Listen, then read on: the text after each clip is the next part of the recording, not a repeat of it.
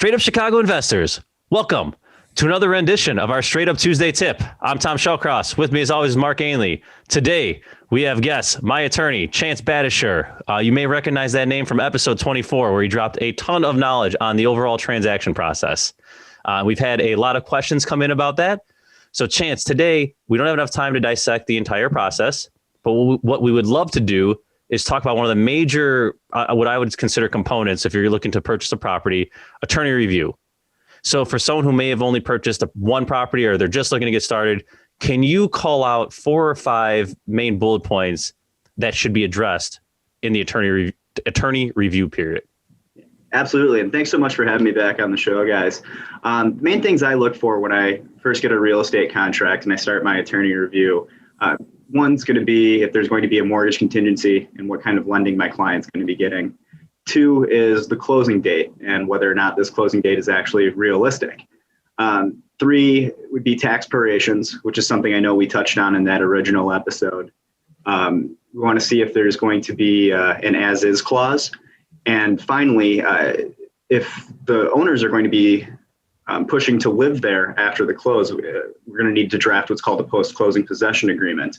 Or if we're buying a multi-unit, if there's tenants already living there, we want to see current leases, current rent roll, and payment history. So we know what we're getting into as soon as that purchase is completed. Yep. So real quick, what's the importance of that post-close? That's probably something that's much more relevant now in the hot market. Let's dive in there a little bit. Yeah, we're starting to see this more and more. Sellers are maintaining possession even after closing because the market is so hot, they may not have found their new home yet. So it's very important that we come to an understanding, both sides, on what we expect from both the sellers and the buyers during this kind of limbo period where the new buyers are now the owners of the property, but the sellers are staying there for a while. We want to outline who's going to be paying the utilities. We want to make sure both parties have insurance, and we need to come up with, obviously, a price since the sellers are essentially renting this place from the new buyers. So Chance, those are great things. What are you seeing some of the sellers push back on in these circumstances that a buyer can expect that, in a perfect world, you might request some of these things? What are some of the things that seller attorneys might be pushing back on? Price, for one, although it should be pretty simple. Traditionally, you're going to get the cost of your mortgage, which is the principal and interest, plus the amount that you're putting into taxes or into escrow for taxes and homeowners insurance. And then if there's an association involved, you're going to want to get paid your portion of that monthly assessment as well. And then number 2 is just the timeline. Sellers are really trying to keep this open-ended because they're not completely sure when they're going to be moving out. So I've had some post-close possession agreements that are lasting a couple of months. So that seems to be the biggest driving factor. Is there any concern or anything that you're advising your buyers in these post-possession as far as, what if they don't leave? We've been in an eviction moratorium. I could say we're recording this in April, but this probably be true for the rest of this year for the most part. What any advice you're giving as far as that goes to protect buyers? Yeah, well, on our side, we're going to insist that the seller's attorney hold a pretty big sum of money in escrow to make sure that, one, we're getting paid and there's not going to be you're not going to be shorted any funds there. And then 2, we really want to negotiate a heavy penalty if they're not out by that date that they say they're going to be. So usually that's going to be, up to 3 times the per diem. Cool. Chance, I want shifting gears a little bit. Let's talk about tax prorations because it's something I have to ask on each one. We're looking to purchase a property right now. It has, homeowners exemption. It's a 2-unit that is a pure investment for me. Let's say there's going to be a homeowners exemption, and they have the senior exemption on it as well. Maybe the senior freeze. Talk to us a little bit about how you negotiate that tax proration, and as a buyer, what should you expect? Yeah, so it got a little more complicated over the past year with the senior exemption, the homeowners exemption, and the senior freeze all being automatically applied to the following year. That was an order from the state.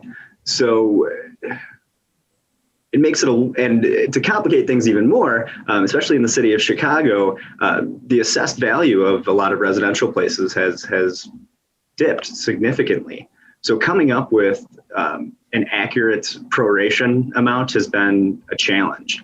So one of the ways that we can get around that is, again, holding money in escrow until we have the actual bills in hand, and then reprorating those taxes once those tax bills are finally released. If the seller is unwilling to do that, then we just have to pick a number and look at some comparables and really stick to our guns on that, so that we're getting the appropriate credit at closing and our buyers aren't being shorted. Makes sense. Mark, anything else? That's it. That might be a wrap. Nice. Short and sweet. All right. So I got your Chicago factor. I think this one's doable.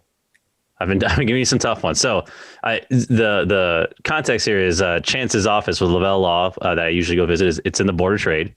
So my question is, when you're walking south from the river, what north-south street runs dead end right into Jackson there at the entrance of the Board of Trade building?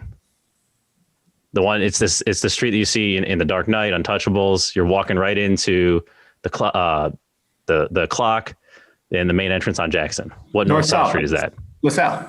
You got it, my man. We're back. Here, let me throw one more out there. We're back. What do you know what the thing on top of that building represents? I'm going to say some sort of farmer or something. Yes. And give you another hint, it's the name of the bar that's in the Chicago Board of Trade. Oh, I don't know that. I was going to say Haymarket, but that's on Randolph.